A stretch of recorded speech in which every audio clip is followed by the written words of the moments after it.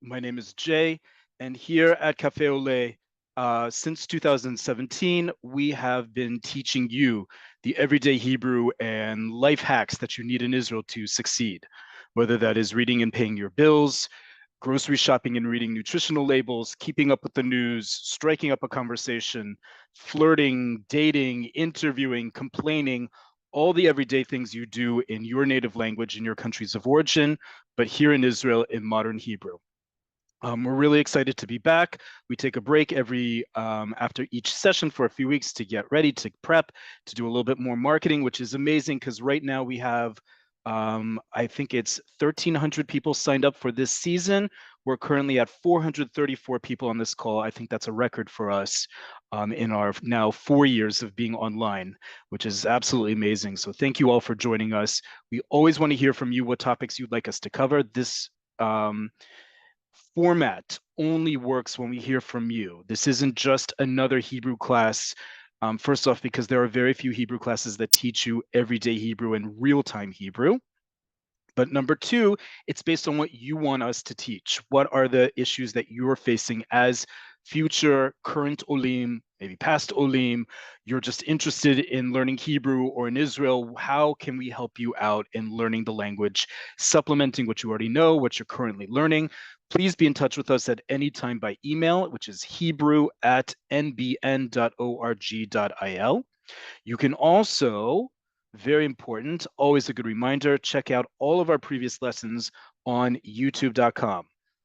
For those of you who are unfamiliar with our channel on YouTube, you can type in Cafe Oleh or Nefesh B'Nefesh into youtube.com.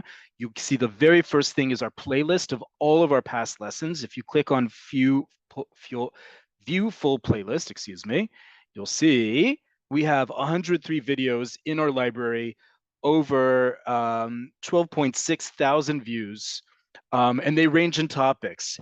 Again, it's based on what we see from my experience as an Oleh, what Nefesh B'Nefesh sees as issues worth discussing and turning into a class, and what we hear from you.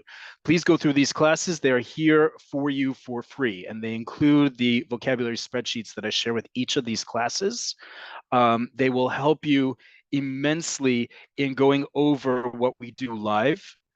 If you have to leave for whatever reason, you can always come back and watch them as we record them, and they go up online in the few days after we are here live on Zoom. And you're welcome, obviously, to share this with others. Certainly, they can sign in and join us live, which is always a better experience, I think. But also, you have these classes on demand, so you can always go back and review whatever we watch. As I said, we are now at actually 485 people. Absolutely amazing. It's amazing to see how many people want to learn Hebrew, understand the importance of learning Hebrew, not just in the shadow of what we're dealing with here in Israel, but in general. That's also a piece of housekeeping.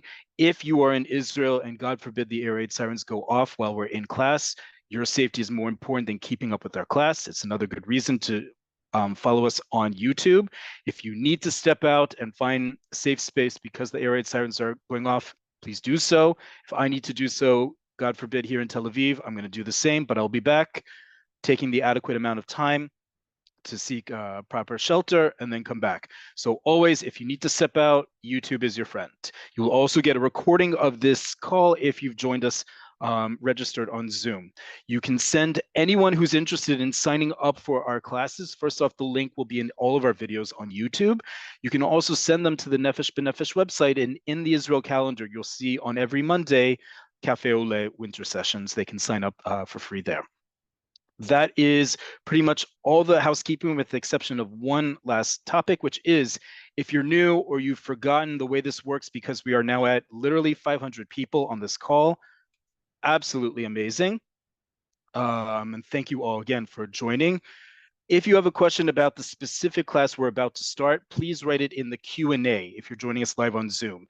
Anything else, questions, concerns, comments, criticism, requests for future classes, please write that in the chat. The Q&A is only for this specific class, okay? So with that, let's get started. Just a second. All right, let's get started. So What I like to do at least once every 4 to 6 weeks is what I call media literacy, is how to read the news in Hebrew or follow along with the news in Hebrew, and especially at a beginner's level. Most of our participants are at a beginner's level. That should not prevent us from being fully fledged citizens in the state of Israel, regardless of our Hebrew level. And what we do is show you how you can read the front page of any news source, especially online, to understand what you need to focus on and what you can skip over, what's immediately relevant and what's not.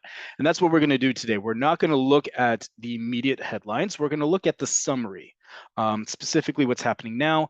Obviously, I'm sure many of you, if not all of you, are following along with great detail as to what's happening here in Israel for the last 3 months during the war. I'm going to show you a great resource, number one. Number two, I'm going to flex your context clue, context reading skills. And number three, we're going to go over some important vocabulary we've gone over in the past, but especially relevant in following the news today. So what I'm going to share with you first is a website, and we're going to send you the link to this website. Don't worry about it. This is the online portal of TV Channel 12.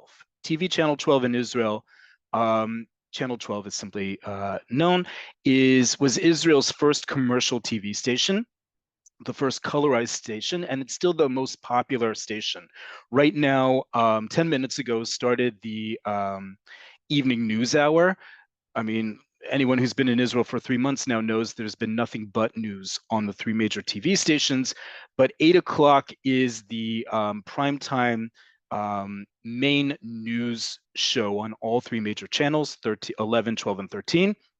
Channel 12 is the most popular. This is the online portal, and it gives you all sorts of information. This is specifically, this page that we're showing you here is devoted specifically to the war. Right, and it says very clearly here at the top the date.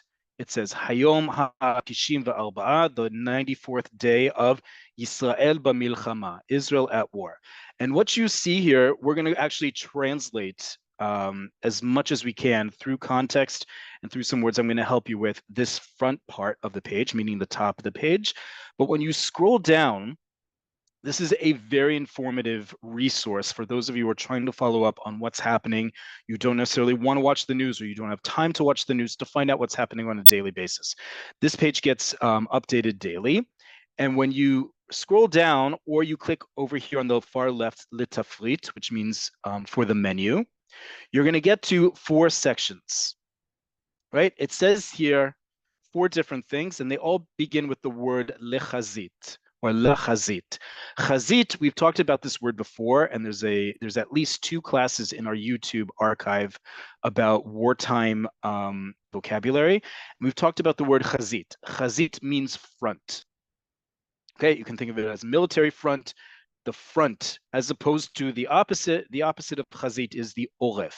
Oleh is literally the back of your neck, but it's the term that we use for the civilian population. The term was used not just an anatomical term, but in the Tanakh, in the Bible, specifically in the Torah, when the Israelites are wandering through the desert, the civilian population, not the leaders, not the military chiefs, the women, children, civilians were the oleh, the back of the long caravan, right? And that's the term that we use to describe the civilian population here. And you'll see that there are 4 sections in this very comprehensive website. Lachazit hatzva'it. Tzva'it comes from the word sava, military. So this is the military front. Lachazit kalkalit. Kalkala is economy, so the economic front. Lachazita ezrachit. Ezrach is a civilian or a citizen, so this is the civilian front, as opposed to calling it the oleh, they're calling it very much a front. And lachazit ha-ben le'umit. Ben le'umi means international, between nations. Just like we say in English, international, so too do we say in Hebrew. Inter, ben, between, national, le'umi. Same thing in English, same thing in Hebrew. Okay, and if you click on each of these, you'll get a really updated and comprehensive view of things, which is absolutely amazing. Maybe if we have enough time at the end of class, which is we have an hour altogether, I'll take you back to this website, but we'll certainly send you this link. It's really worth scrolling through for a really insightful look into what's happening. But for now, we're going to look at, hopefully I can do share multiple screens at once. Let's see if I can do that. And if not, no worries. There we go. Okay, what we're going to look at is how to read this front part. Okay, let me see if I can move this around a little bit, just so you can see things a little bit easier. Don't worry, you'll get access to all of these materials through YouTube and through your email, so don't worry if you can't read any of these. We're actually going to just start with the first page so you can read this along with me. Sorry, just 1 second. Okay, so like I said, this is the front of that website that we're going to share with you. Okay, and so what we're going to look at are specifically the words in red are the words that I have put in a separate vocabulary spreadsheet we're going to go through in a little bit. We're going to try to read this as much as possible using whatever Hebrew you have, using a little bit of context clues, and then we're going to translate it together. Okay, so let's start with the very first line here. Okay, and this is very much for those of you who are new, those of you who've taken some time off between our last classes, this is very much learning Hebrew by going through the gauntlet. It should be difficult, it should be challenging. We're going to throw you right into everyday Hebrew. We're obviously all talking about the war, if not experiencing it as well. Great way to practice your Hebrew. So let's start with this very first line here. צה"ל עובר לשלב השלישי בלוחמה ברצועה. Okay, what you see here is one line. Okay, so first let's see what words we can pull out of this already. And we're going to use a couple different clues that Hebrew has that's unique to Hebrew, gives us a little bit of a leg up as opposed to some other languages when we learn. So first off, the first word, Sahal. If you didn't know what Sahal was, you'll know immediately by this context clue I'm about to teach you that this is an abbreviation. Okay, all abbreviations in Hebrew have those two apostrophes that you see. They're called girshaim, between the second to last and last letters. They're formed in all sorts of different ways, and we have a whole class on abbreviations and acronyms. But just know, when you see a word and it has those two apostrophes between the second to last and last letters, you immediately know this is an abbreviation for something. So if you don't know what it is, you can put it aside and know that you're going to have to deconstruct it together, but chances are it's going to be a noun. Okay, and it starts with the sentence, so we can understand this is the subject. Okay, now we get to צה"ל עובר לשלב השלישי בלוחמה ברצועה. Okay, we're going to skip over those words underlined because we're going to translate those together. But let's look at this word lochama. Lochama, if you don't know this word, chances are you know a word that's similar to it. And the way I know you know a word similar to it is you're going to look for the shoresh. The shoresh literally means root. It's the three letters that indicate that make up the vast majority of words, excuse me. Some roots are only 2 letters, some are 4, but the vast majority are 3 letters. And those 3 letters in a very specific order have a general meaning. When you place it into a specific construct with vowels and helper letters, you come up with a word. Okay, it's Hebrew, as I've explained multiple times at Cafe Oleh, is 7th and 8th grade algebra. X times Y equals XY. X is the shoresh, those 3 letters. Y is the form that we plug it into to create a word, which also has its own meaning. XY is our milah, is our word. Okay, so in this case, lochama. What words do you know that have lochama, its shoresh? First off, what is the shoresh? I know I'm asking 530 of you. This is a webinar, but just like in any large lecture, you can speak out loud in your homes. No one's gonna think you odd. I certainly won't. Okay, lochama. If you guessed it, the shoresh is lamed chet mem. Okay, lamed chet mem. What words do you know? And there's a really big word at the top of this page that has the exact same root. This word up here, milchama. Milchama and lochama have the same shoresh of lamed chet mem. They mean something slightly different. If milchama is war, lochama probably has something to do with war as well. Fighting, perhaps, war, something about it. Okay, so let's try to figure out this together. And I apologize, I can't do simultaneous side by side. It's not working. Let me try it once more so we can get both the vocab and the thing up here so you can see both. That would just be helpful for all of us. Let's see if I can do that 1 second.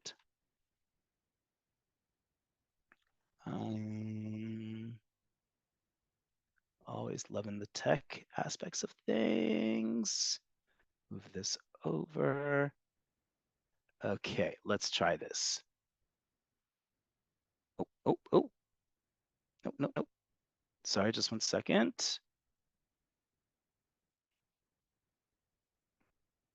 You went to a different one. Okay, let me pull that up again. There we go. Okay. That goes there. Share screen once more so you can see everything together. Okay, let's try this again.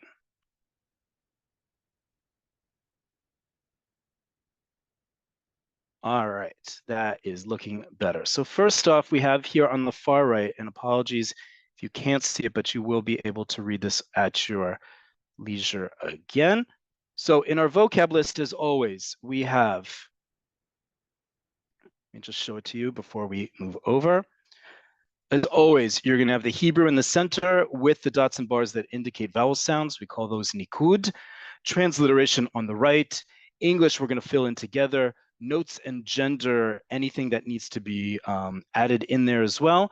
And then finally, the root, right? The shoresh that I talked about. So you can further figure out the words and their connection to each other.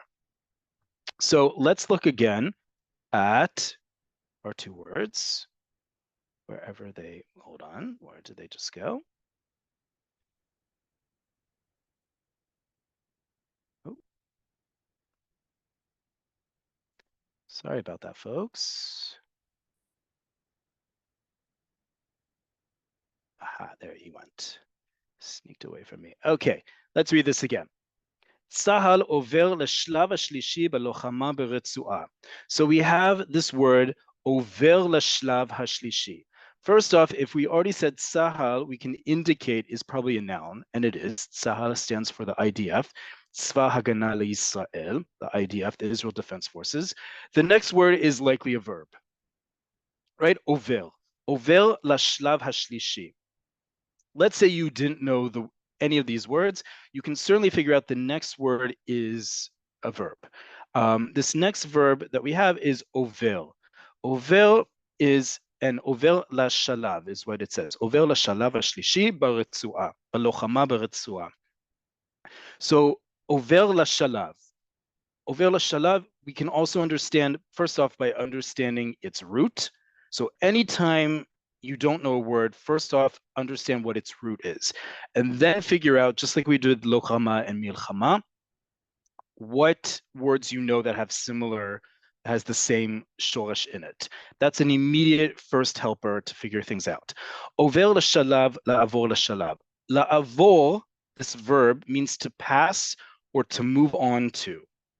Okay, and shalav is a stage or a phase or a step. Okay, so we can translate this as Tzahal over l'shalav hashlishi, the original line. Tzahal, the IDF, is moving to move on to la shalav. Shalav, like we said, is stage or phase, onto the stage or phase, but not just any shalav. Sorry. Not just any shalav, la shlav hashlishi.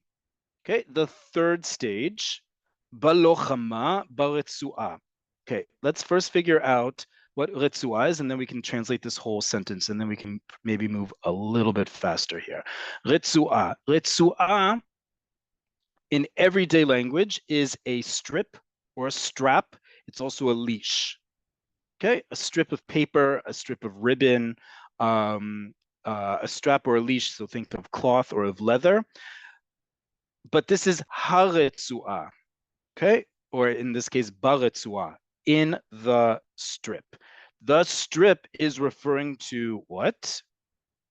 You all probably know this at this point. The strip is the short term in Hebrew for Retzuat Aza, the Gaza Strip, right? It's literally the strip. When you say in this context of talking about Hamilchama, HaRetzuah, everyone in Israel immediately understands what that means. You don't need to further clarify, except if you're learning Hebrew like we are together.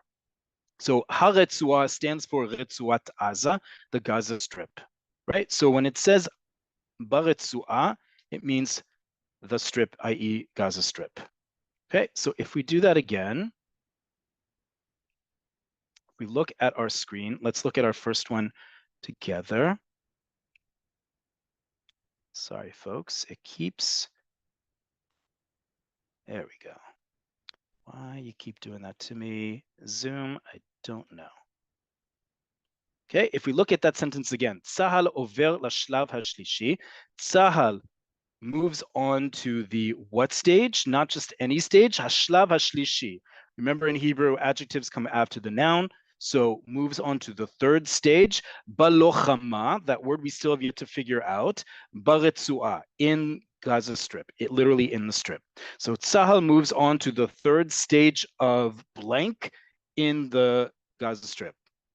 We can figure out this word pretty easily, right? We know it's related to the word milchama. We know it has something to do with the third stage, and we've heard about this because we're probably reading the news. Lochama is warfare. Okay, I'm not adding it to the list because, again, this is about also challenging us how we can read out looking up every single word and not using faulty translators like Google Translate. We're going to do a whole class about Google Translate and why it's terrible for any language, certainly Hebrew.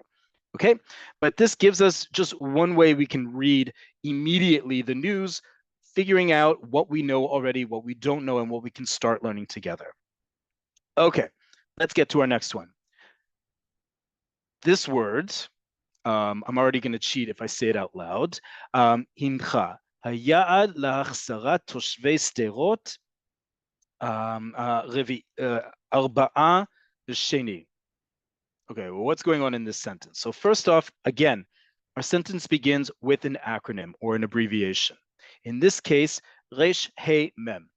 Resh He Mem stands for, as you see here in Hebrew, Rosh HaMemshala. Rosh HaMemshala is how we say the prime minister in Hebrew. Okay, we don't pronounce Resh He Mem like we do Tzahal. Most abbreviations and acronyms we do turn into words. This is one that we don't. We don't say Raham. If you say Raham, no one's going to understand what you're talking about. But when you see this written out, everyone will immediately know it's Rosh HaMemshala. We do this a lot in Hebrew. We talk about this a lot here. The shorter words are, the fewer letters, the fewer syllables, the better. Hebrew likes small, concise words. We don't like long words in Hebrew. So if I can write 3 letters to indicate the entirety of Rosh HaMemshala, I'm absolutely going to do it. And you will see this all the time in written Hebrew. Okay, so this stands for the prime minister. And it's not just a prime minister, it is the prime minister, meaning the prime minister of Israel. And I know it's the prime minister because of that hey. See here, it's Resh Hey Mem. That hey in the middle is the hey corresponding to the second, in the beginning of the second word, Ha-Memshala. We have a class all about compound nouns. And in that class, I told you that in order to make a word definite, you add the ha. Ha is a prefix you add to words to make it definite, what we would call in English the. You add it to the last word in that chain of nouns. So in this case, Rosh HaMemshala. If I was just talking about a prime minister, a random prime minister in the world, I would simply say Rosh Memshala. You will rarely hear that because it's always about a specific country, whether it's in the news or people are talking, or if you're engaging in Israel's national pastime, which is arguing about politics.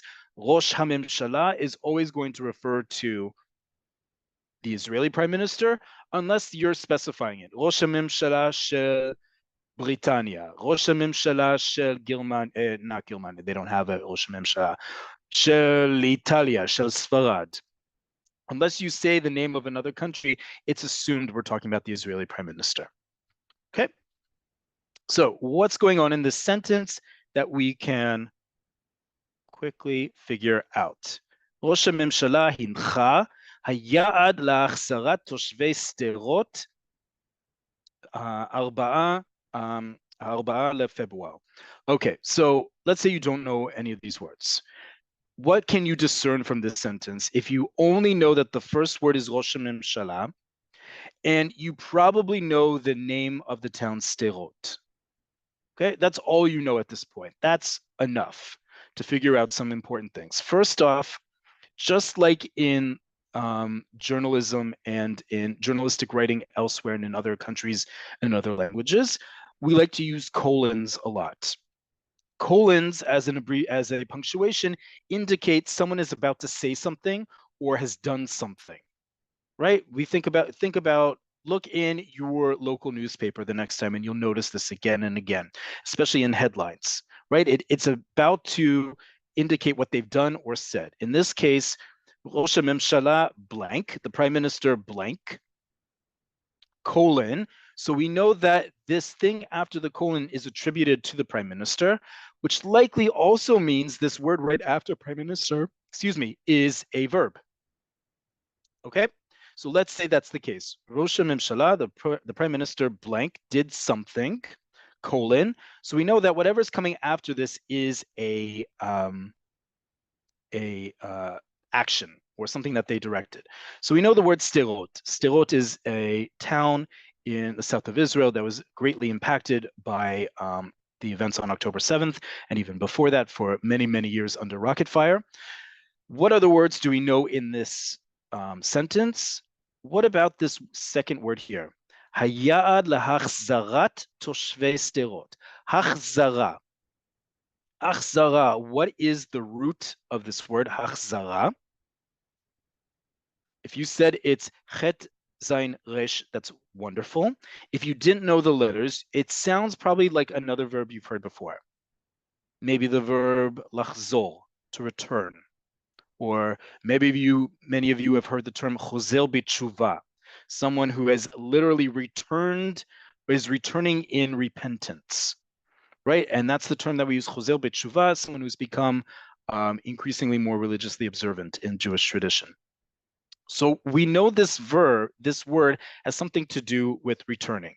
So we have the prime minister is doing something, a colon, something having to do with returning, Sderot, and then a date.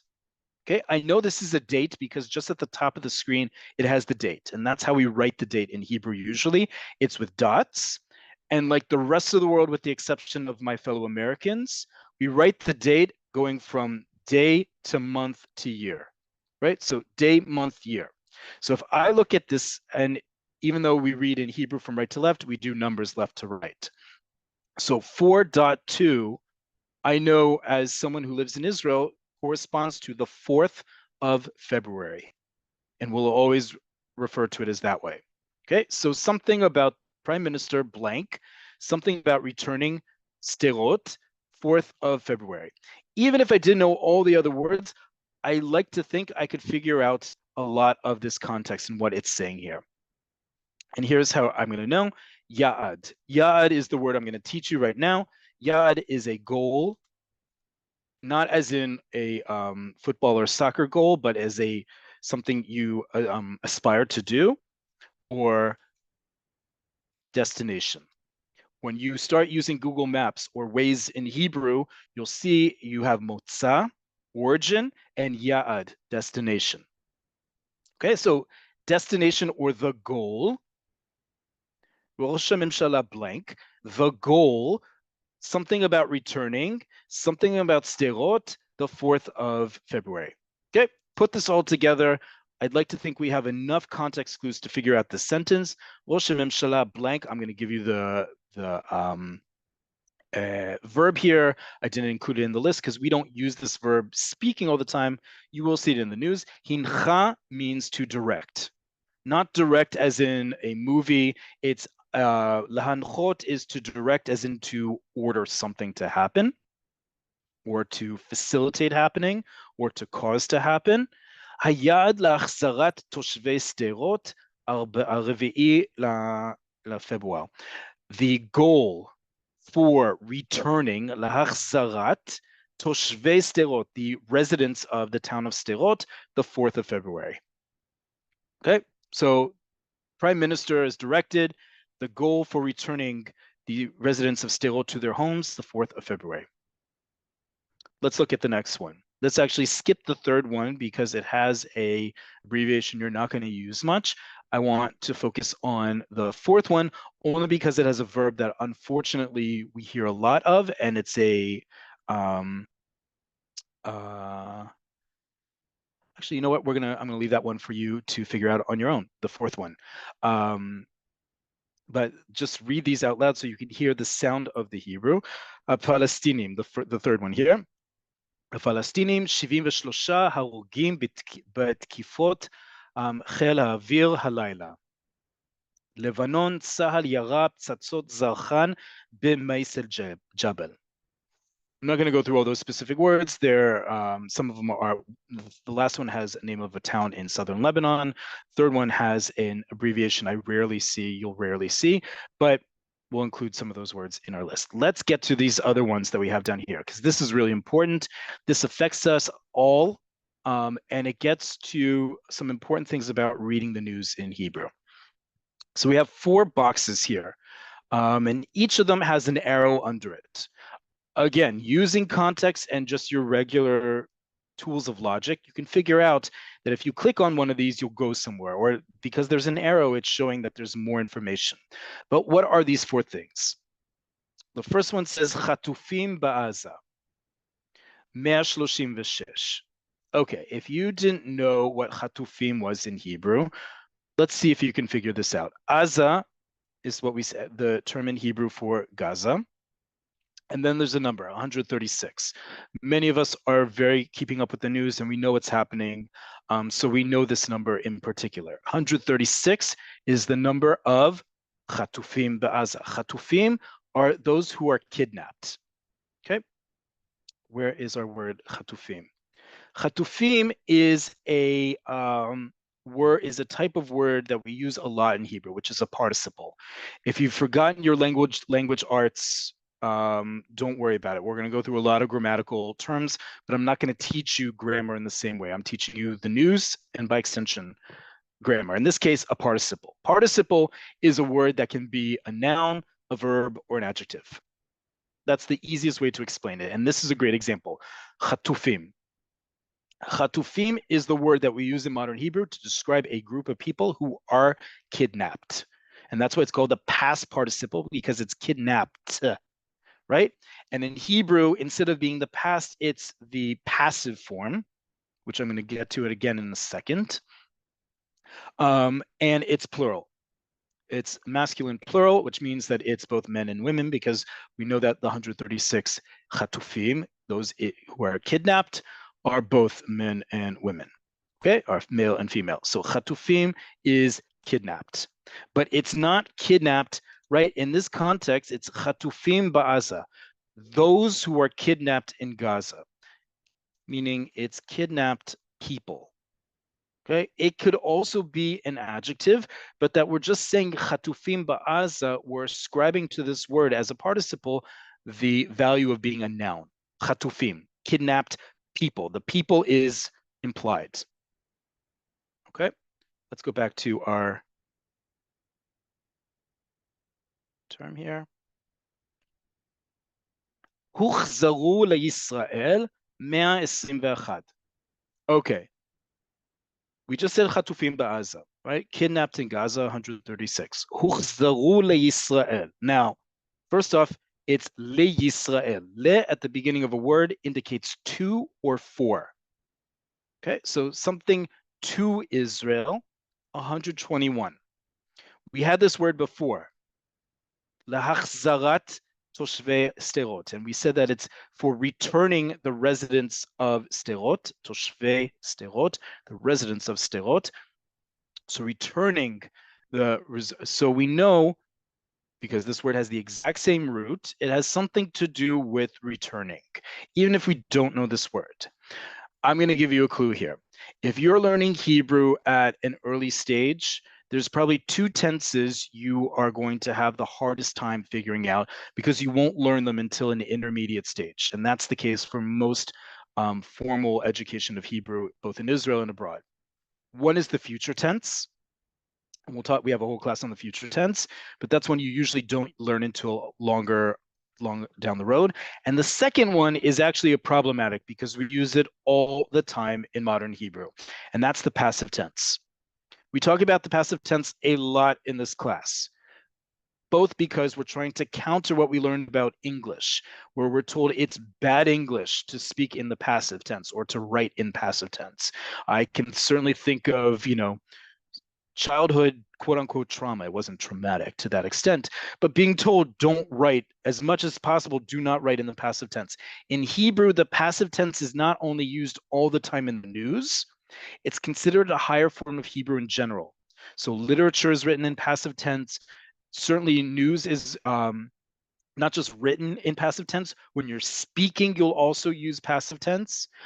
You'll learn it. Don't worry. If you are learning in Ulpan or in any other formal setting, you will learn it. But maybe push your teacher to learn it sooner than later because you will find it all the time. And not just in the news, in bills, in labels, in everyday conversation. We use passive tense all the time. So if you didn't recognize this verb, this is all to say, if you didn't recognize this verb, huchzaru, you tried to pronounce it, you couldn't do it at first. You saw that you recognized what the shoresh was, chet zayin resh, that had to do with hachzara and lachzor, but you didn't understand this construct of verb. Chances are it's passive. In this case, you'd be right. Huchzaru leYisrael, were returned to Israel. This is a form that's not just passive, it's one of the 7 binyanim, one of the 7 structures we use to create verbs. In this case, it's the causative form, to cause something to happen. In this case, to cause people to return. They were returned to Israel. And 121. These are the 121 who were originally kidnapped on October 7th, who were returned to Israel through the exchange that was done in November, along with a few other sporadic incidents. Okay, so second word that indicates, first off, what is huchzaru? We figured this out through the context of the shoresh, but also what I just told you about how Hebrew operates in a cultural setting and in a linguistic. If you don't understand how the word is structured, it's probably passive. If you figured it out as much that it's a verb. And here we come to not only another participle, but a past participle, meaning it's that passive sense again. We had chatufim, now we have mifunim. You hear how they sound very similar, even if they don't have the same shoresh. Chatufim, huchzaru, mifunim. One of the hallmarks of past tense, of past participles and passive tense is that u vowel. When you hear u and you see that vav in the middle of words, it's a good red flag for you to recognize maybe this is a passive word, this is passive tense, or maybe this is a past participle. In this case, it's a passive participle. Just like we had chatufim ba'aza, we have mifunim. And if I didn't know what mifunim was, but I follow the news, I can figure out this word because I see the number 126,000. Okay, 126,000. Those of you who follow the news well enough, you know that is the number of Israeli citizens who are displaced within the state of Israel following October 7th. Mifunim means those who have been evacuated. It's from the verb, first off, we did uchzaru. Mifunim. Mifunim has the root pe nun he. Mifunim comes from the verb lefanot, which is to evacuate somewhere or to flee somewhere. And mifunim means those who were evacuated. Okay, the evacuated people. This is the term that we're using for them. We're not using terms like refugees, plitim, mainly because they're still citizens within the state of Israel and have been evacuated within the state of Israel. This is the term that we used when we talk about people from both the north and the south who have been evacuated from their homes, either because their homes have been completely destroyed or that they're close enough either to the Lebanese border in the north or the Gaza Strip in the south that they risk being attacked in the ongoing war by either Hezbollah in the north or Hamas in the south. So mifunim, just like we said with chatufim, that it's implied that it's a noun, same thing here. Mifunim, evacuated people, right? The people is implied, it's understood that's the case. And then finally, of our four different categories here, we have mivakshe avtala. Now, mivakshe avtala, let's break down these two words together. The first word, mivakshe. Mivakshe, like we've talked about with compound nouns before, is short for mivakshim. Mivakshim, in this case, is a participle. Even if you don't know whether the participle, if it was or not, many of you have probably heard of the verb livakesh. Livakesh is to ask for, to request. Okay? The second word, hopefully, all 500 plus of you on this call don't know this next word, or you haven't needed to know this word immediately. But avtala has the root bet tet lamed. Bet tet lamed gives us words like mivutal, canceled, bitul, cancellation. So what do we think avtala is? If mivakshe comes from the verb to request or to ask, what do we think avtala is? Avtala is unemployment. And when they're saying mivakshe avtala, it's not literally those who are requesting to be unemployed. It's missing a word here because if you are a native Hebrew speaker in the state of Israel, you know what mivakshe avtala means.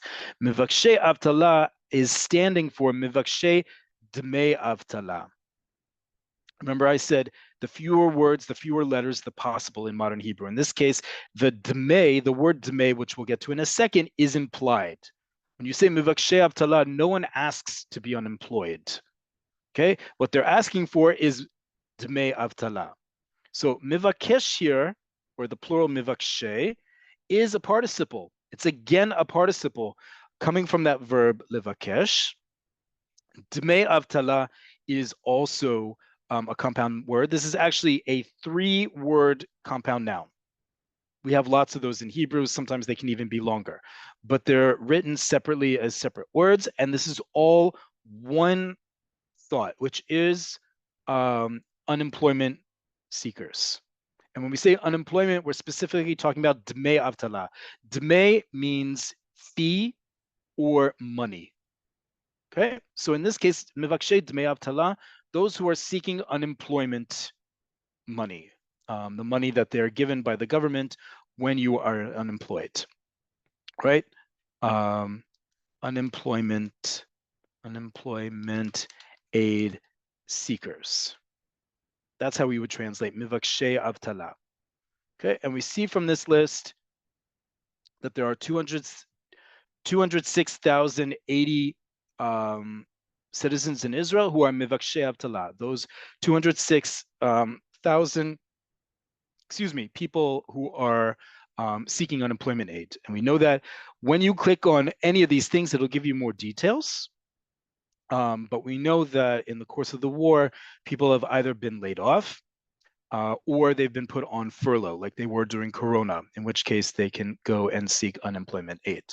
Okay, and then finally, before I get to your questions, and I'm going to show you again this website before I actually break to questions, let's read the very bottom of here. Shmot ha'harugim va'nirtzachim b'milchama. Okay, first off, I see a candle on the far right. Candle on the far right is a good indication. We're talking about something memorial, right? Candles, light, fire play an important part in Jewish tradition, certainly in Israeli society. that is usually seen as a Ner Zikaron, as a memorial candle when you see something like that. And because we're talking about war, that's probably the case. So, Shmot HaHarogim VaNirtzachim BaMilchama. Look at those two words I translated, I underlined again.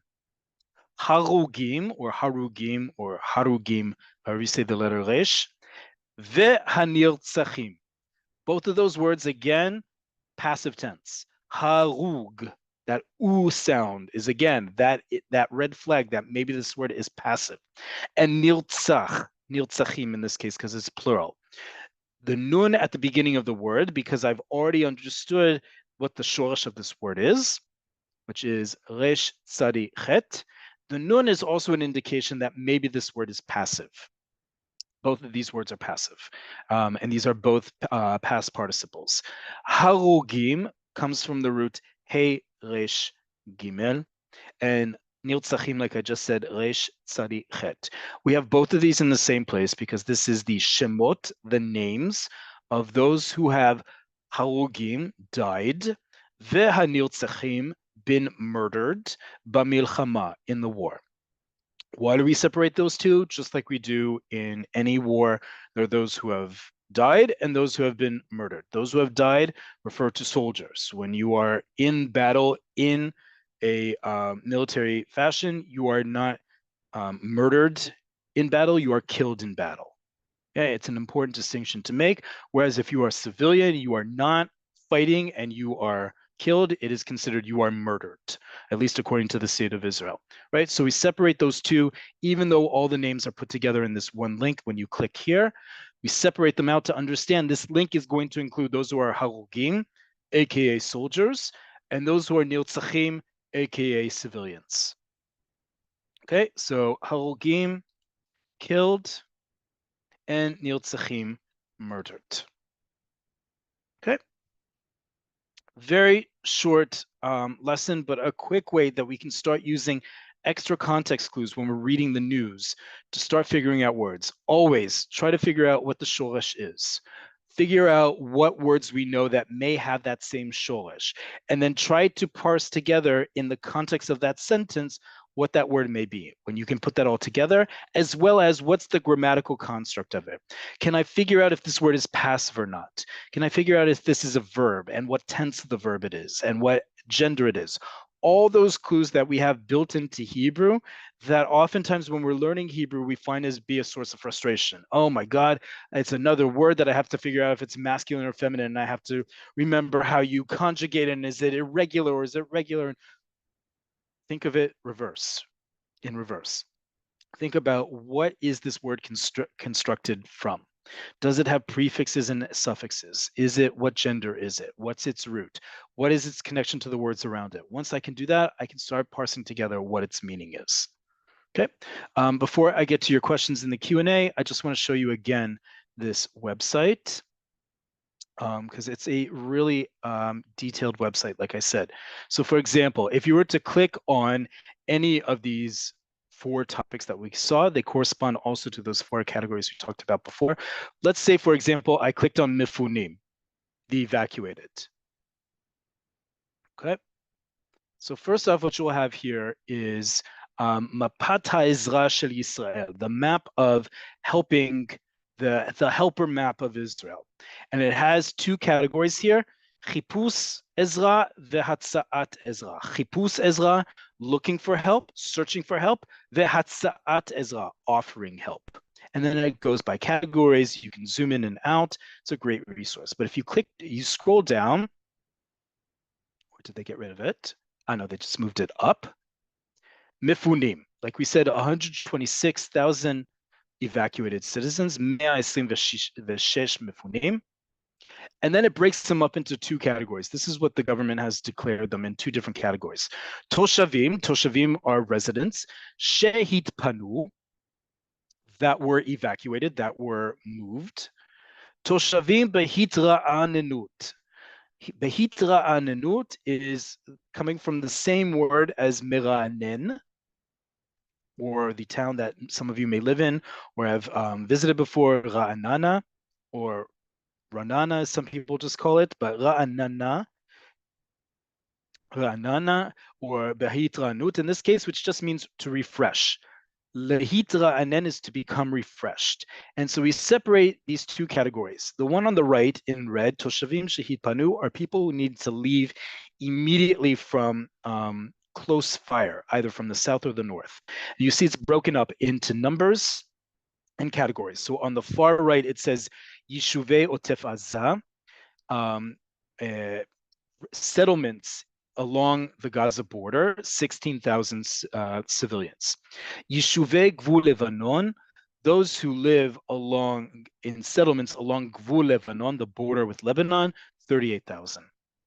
And then finally, the city of Kiryat Shmona, or the town of Kiryat Shmona, 23,000, right? All of these are considered people who were evacuated from their homes. On the left-hand side are people who are Toshvim Behitranut. In other words, people who are deemed by the government to have been given the option to leave their homes, but were not evacuated per se.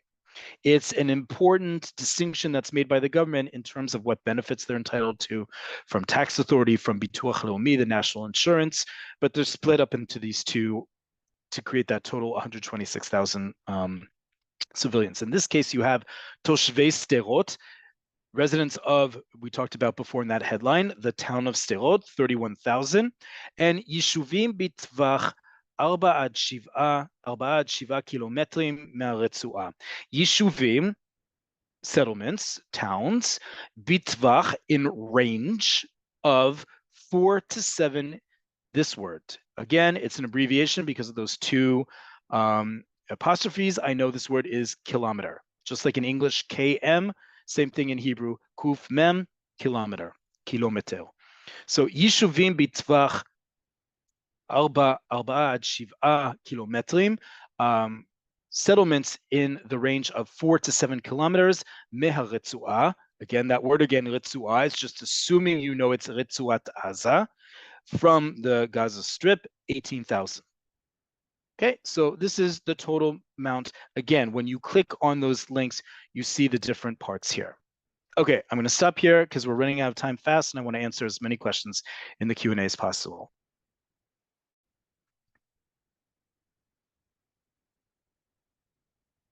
Can you watch Channel 12 or any other news on the computer? We do not have a TV hookup in our apartment.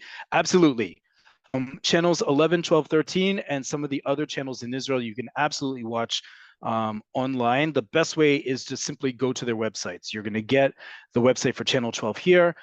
Channel 11 is called Kan. It's kan.org.il. We have a whole lesson on media in Israel where we have links to that, and it's on YouTube. Channel 13, I think its website is tv13.co.il or 13tv.co.il. But if you're in Israel, they all stream online for free. If you're abroad, what works for me, if you don't use a VPN on your computer, is download that station's app. For example, Channel 12 has an app, and you can stream live TV wherever you are in the world. I certainly could do it from the US when I was just there. And I think that's certainly the case for Khan as well, which I also watch.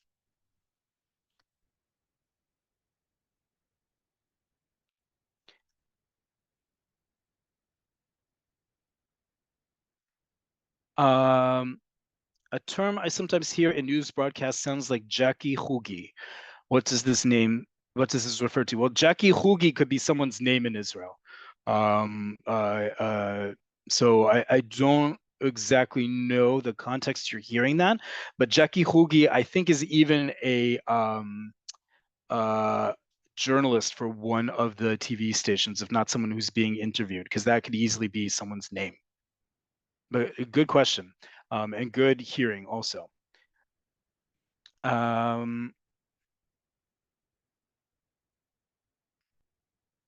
Okay, I'm going to answer as many questions as I can about this specific class, and I'm going to scroll back to some others. What does Gaza in Hebrew turn into Gaza in English? Why does? We've addressed this before in other classes. It has to do with the fact that think about all sorts of names of places in the world. There's a difference between what the local people call it versus what people abroad call it. In the case of Gaza, the easiest answer is that in Hebrew it's Aza with an ayin. In Arabic, it's Gaza with a rein, And in English, it's Gaza.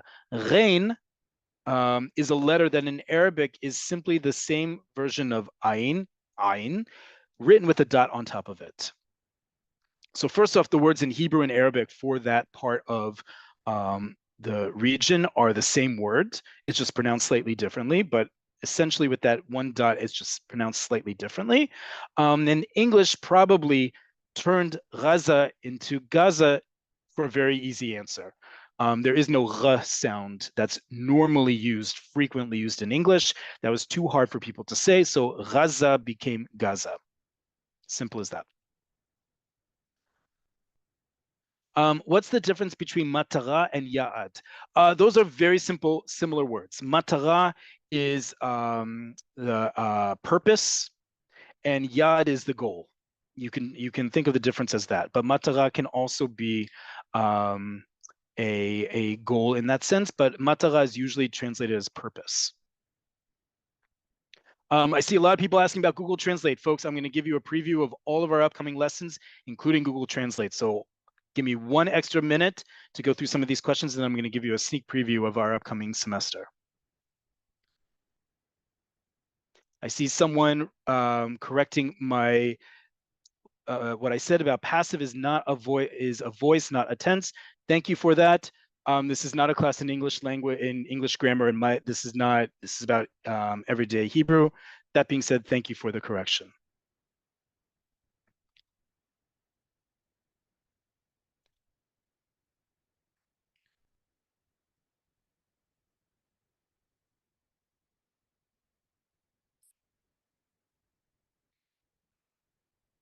Are there websites with current news with more simple Hebrew? Unfortunately, there are not.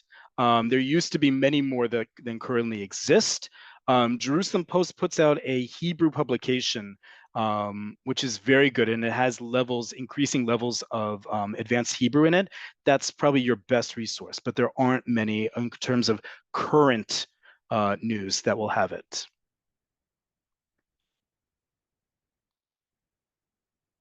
I see a lot of people asking about media stations. We have a whole class about media sources, folks. Please look at that YouTube station. I know you have a lot of questions. We have a lot of new people on here, which is absolutely amazing. I'm going to try to answer just a few more because we're running out of time. Can you make the pronunciation difference between yad and ya'ad, hand and goal? Yad, ya'ad. Now, the thing about that sound ayin, that in modern Hebrew, even though it's pronounced by some people as ayin, and it's emphasized because that's how it's one of the official ways by the Academy for the Hebrew Language to pronounce the letter, we can also hear it as yad. It'll just be yad. It just sounds a little bit longer than yad. How will you know the difference?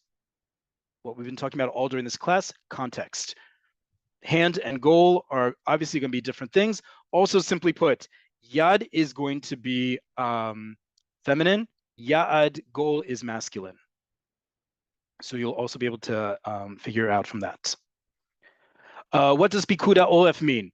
First off, watch our class on wartime vocabulary. You'll find out the meaning for it, but really quick, it means the home front command. The Oleh, like I said, refers to the civilians. Pikuda Oleh is the command within the army that takes care of the home front, i.e. civilians. Can I explain the nun and vav in the passive? Yes, again, a whole class on it on YouTube about passive voice. Excuse me, I'm not allowed to say passive tense, passive voice. Thank you for that reminder. Sorry, but I missed the website details for the news piece. Don't worry. I'm going to send you all the stuff we covered today. You can look at the vocab separately. You can look at the screenshots separately. You can look at the website separately. You're going to have all the resources we went through in this class at your disposal.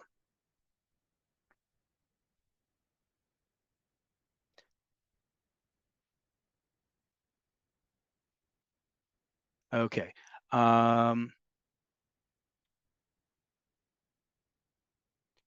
Sorry, just 1 second. Go through as many other ones that are relevant to this. What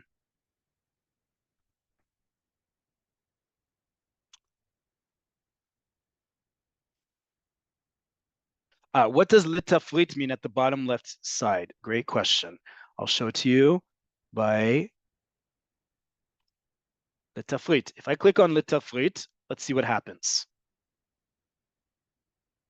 it pops up to these 4 topics, right? Tafrit means menu, right? So wherever you scroll through this website, you can just click on Le Tafrit and it takes you back to those 4 topics at the top, right? The military, economic, civilian, or international fronts. That's what Tafrit means, menu, or in this case, to the menu. I find the pop-ups from the chat to be very distracting. Do they all have to pop up with 400 people watching? Okay, folks, if you are not familiar with Zoom, and that's quite all right, at the chat, when you see chat, there is a arrow on it. You click on it and it'll say hide chat previews. That's, if you haven't used Zoom before, now you will not see all those chats from people coming up, which is absolutely amazing.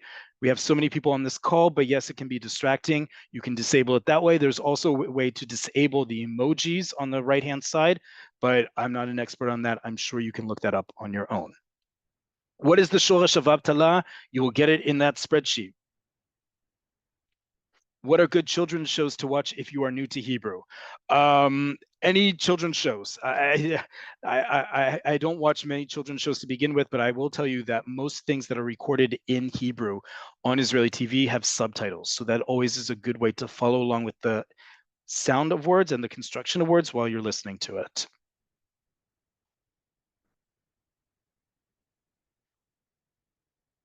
I know Bitul, but do not get the unemployment connection. Livatel is to cancel. Okay, let me show that word again. Someone doesn't get it. First off, one of the great things I find about Hebrew is that it causes you to use a little bit of creativity and imagination. You need to think about the linkage of words in a way that isn't straightforward, and certainly isn't straightforward in an English speaker's way. This word avtala has the root bet tet lamed.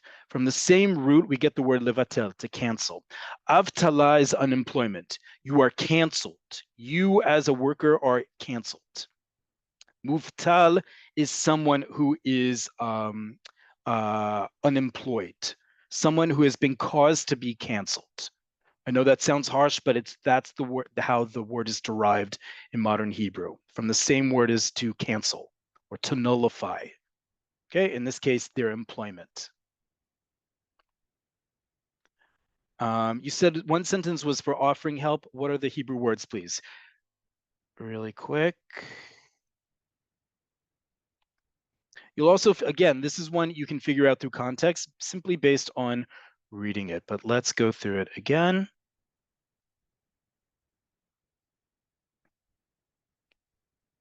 Chipus Ezra ve'hatza'at Ezra. The one in red is Chipus Ezra, looking or searching for help. Ve'hatza'at Ezra, offering help. Okay, lehatzia is to offer something. In this case, Ezra, help. So if you click on one of the things that are blue, for example, let's see if I can get a blue one here. They all come off as red. That's very odd. Okay, but you'll get all sorts of things of assistance for, this is for soldiers and those who are in the security services who need help with their glasses or contact lenses that have either been destroyed or lost, and that will help them fill out their prescriptions without any bureaucracy and any forms that are needed. Okay, just one form of hatza'at ezra, an offer for help, as that one said.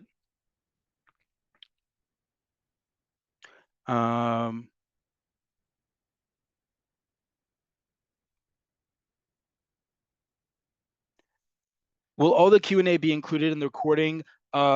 This part will be me reading them out, but the actual printed out won't.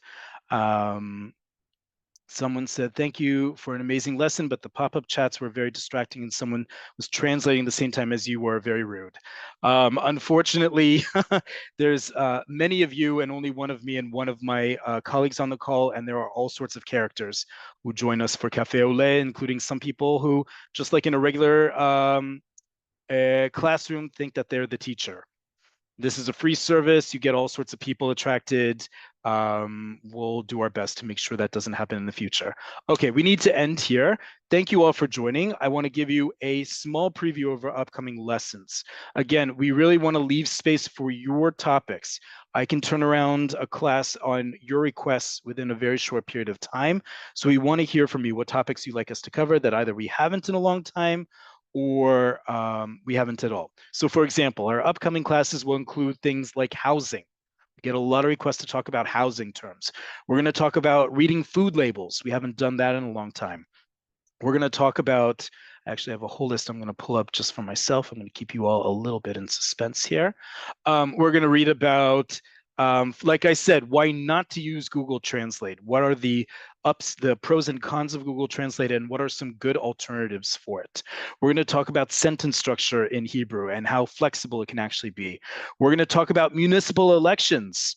We were supposed to have municipal elections back in October, and they've been moved to the end of February. If you don't know what municipal elections are, get ready to learn all about them. We're going to do a review about reading bills and paying bills. And we're also going to get ready for various holidays like Tu B'Shvat coming up in a few weeks, and Purim as well. Just some of the many topics we're going to cover. Thank you all for joining. Toda Rabah. You will get a copy or a link of this recording along with the spreadsheets and all the other resources we shared with you in the next day or two. So thank you in advance for your patience. It does require some human manual labor behind the scenes, so it won't be coming immediately, but you will get it shortly. YouTube is there for all of our previous lessons. Thank you all so much for joining. Toda Rabah, and we'll see you all next Monday. Lehitraot.